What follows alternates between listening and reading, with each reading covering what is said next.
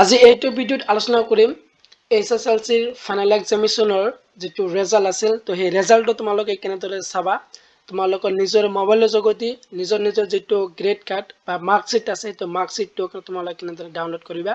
তো তোমালোকৰ আগতীয়াকৈ কেনেদৰে ৰিজাল্টটো তোমালোকে চাব পাৰিবা তো সম্পূৰ্ণ প্ৰচেছটো আজিৰ এই ভিডিঅ'ৰ যোগেদি তোমালোকক দেখুৱাম তো তোমালোকে ভিডিঅ'টো স্কিপ নকৰি তোমালোকে ভিডিঅ'টো লৈ চাই থাকা তো প্ৰথমত কি কৰিবা তো প্ৰথমত তোমালোকৰ নিজৰ মোবাইলৰ Chrome বা Google browser যাবা যাইখানা তোমালোকে সাৰ্চ কৰিবা যে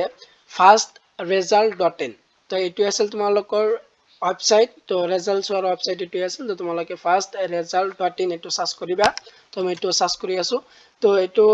তোমালোকৰ এই ভিডিওটো ডেসক্ৰিপচনতে দি দিম তো তোমালোকে তাৰ পৰা তোমালোকে যাব পাৰা এটো সাৰ্চ কৰাৰ পাছত যেটো তোমালোকৰ প্ৰথম ওয়েবসাইট আহিব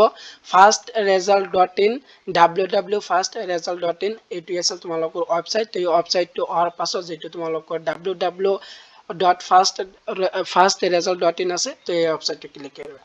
যেতিয়াই তোমালোকে এই ওয়েবসাইটটো ক্লিক কৰিবা তো তোমালোকৰ আগত এনেদৰে ইন্টাৰফেস খুলিব এনেদৰে ইন্টাৰফেস খোলাৰ পাছত যে তোমালোকে ইয়াৰ পৰা তোমালোকৰ নিজৰ যেটো গ্ৰেড শীট আছে বা মাৰ্ক শীটটো আছে ক্লাস 10 ৰ হেইটো কেনেদৰে ডাউনলোড কৰিবা হেইটো চোৱা তেনেদৰে অহাৰ পাছত যে তোমালোকৰ লেফট সাইডত তিনিটা ডট পাবা তো লেফট সাইডত যেটো তিনিটা ডট আছে তাত ক্লিক কৰিবা যেতিয়ালৈ তোমালোকে তিনিটা ডটত ক্লিক কৰিবা তোমালোকৰ আগত এনেদৰে ইন্টাৰফেস খুলিব এনেদৰে ইন্টাৰফেস খোলাৰ পাছত যেটো তোমালোকৰ 2 নম্বৰ অপচনত ৰিজাল্ট অপচন যেটো দেখিবলৈ পাইছা তো সেই ৰিজাল্ট অপচনত ক্লিক কৰিবা তো ৰিজাল্ট অপচনত ক্লিক কৰিলে তোমালোকৰ ক্লাস আহিব তো তোমালোকে কোন ক্লাসৰ যেটো ৰিজাল্ট চাব বিচাৰিছা তো হেইটো তোমালোকে চাব পাৰিবা ক্লাস 12 ৰ ক্লাস 11 ৰ ক্লাস 10 ৰ চাব পাৰিবা যেহেতু মই ক্লাস 10 ৰ ৰিজাল্টটো চাম তো এছএছএলচি ৰিজাল্টটো ইয়াৰ পৰা যেটো তোমালোকৰ চোৱা হ'ব তো ক্লাস 10 ৰ যেটো আছে হেইটো তোমালোকে ক্লিক কৰিবা তো এটো ক্লিক কৰাৰ পাছত তোমালোকৰ কি আহিব বোৰ্ড বিলাক আহিব তোমালোকৰ কোনখন বোৰ্ডৰ আন্ডাৰত তোমালোকে পঢ়ি আছে এই বোৰ্ডটো সিলেক্ট কৰি লবা তো এছএছএলচিৰ বোৰ্ডৰ নাম এই বোৰ্ড এটো আছিল আসাম বোৰ্ড এটো আসাম বোৰ্ডটো মই ক্লিক কৰি আছো তো তোমালোকে এনেদৰে ক্লিক কৰিবা এনেদৰে ক্লিক কৰাৰ পাছত যে তোমালোকৰ আগত এনেদৰে ইন্টাৰফেস কৰিবা এনেদৰে পাছত যে তোমালোকে খুলি পাবা Assam board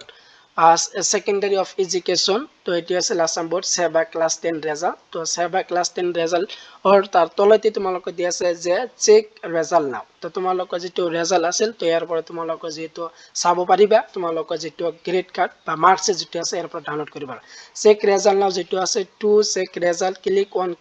check result now তো চেক রেজাল্ট নাও যেটো আছে অপশন তো এটো ক্লিক কৰিবা তো যেতিয়া তোমালোকে এটো ক্লিক কৰিবা তোমালোকৰ আগত ইন্টাৰফেস খুলিব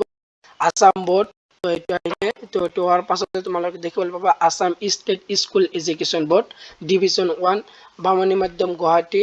21 ক্লাস 10 এক্সাম ৰেজাল্ট তো ক্লাস 10 এক্সাম ৰেজাল্ট ফাৰ্স্ট ৰেজাল্ট.in তো এনেদৰে অহাৰ পাছত তলতে তোমালোকে তিনিটা অপচন আছে তো তোমালোকে তিনিটা ফিল আপ কৰিব লাগিব তাৰ ভিতৰত তোমালোকৰ ৰেজাল্টটো শো কৰিব তো সিলেক্ট যেটো আছে তো এটো তোমালোকৰ এনে থাকিব B26 যেটো সকলোৰে এটো এনেই থাকিব এটো তোমালোকে একো কৰিব নালাগে তো এটোৰ পাছত যেটো তোমালোকৰ ৰুল আছে তো ৰুল নাম্বাৰটো লিখিবা তো ৰুল নাম্বাৰ তোমালোকৰ যেটো নিজৰ যেটো সেন্টাৰ নাম্বাৰ হয় এই সেন্টাৰ নাম্বাৰটো দিব লাগিব তো মই সেন্টাৰ নাম্বাৰটো দিছো তো তোমালোকৰ যেটো সেন্টাৰ নাম্বাৰ হয় হেটো দি দিবা তো দিয়াৰ পাছত তোমালোকৰ যেটো নাম্বাৰ তো তোমালোকৰ ৰুল আৰু নাম্বাৰটো দিব লাগিব এই দুটা হে দি তোমালোকৰ নিজৰ যেটো ৰেজাল্ট আছিল ক্লাস 10 ৰ হেটোৱে চাব পাৰিবা বা তোমালোকৰ যেটো ৰেজাল্ট আছিল মাৰ্কশিট আছিল মাৰ্কশিটটো তোমালোকে ডাউনলোড কৰিবা তো ৰুলটো এনেদৰে দি দিবা আৰু তোমালোকৰ নিজৰ যেটো নাম্বাৰ আছিল তো এই নাম্বাৰটো দি দিবা মই দি দিছো তো দিয়া তোমালোকে এইবিলাক বৰৰ পিছত যে তোমালোকে তনপিলা আহিবা তনপিলা আহিলে দেখিবলৈ পাবা চেক রেজাল্ট তো চেক রেজাল্টত ক্লিক কৰিবা তো চেক ৰেজাল্টত ক্লিক কৰি তোমালোকৰ যেটো মাৰ্কশিট আছে মাৰ্কশিটটো তোমালোকৰ আগত উপলব্ধ হ'ব হেটো তোমালোকে ডাউনলোড কৰি লবা তো ইয়াত কি আহিছে যে প্লিজ ওয়েট টিল দা টাইম ইন সো যেটো তোমালোকৰ আজি ৰাতিপুৱা 10 বজাত তোমালোকৰ ৰেজাল্টটো দিব তো তোমালোকৰ যেটো 10 বজালৈ তোমালোকে অপেক্ষা কৰিব লাগিব তো 10 বজাৰ লগে লগে তোমালোকৰ ৰেজাল্টটো দি দিব এনেদৰে তোমালোকৰ নিজৰ মাৰ্কশিটটো চাব পাৰিবা আৰু তোমালোকৰ और बंधु बान्धव ভিডিওটো বেছি শেয়াৰ কৰি দিয়া যাতে তোমালোক সকলে বন্ধু ভাবে এনেদৰে তোমালোক নিজৰ মাৰ্কশিটটো ডাউনলোড কৰিব পাৰে তো ভিডিওটো এইখিনি আছে।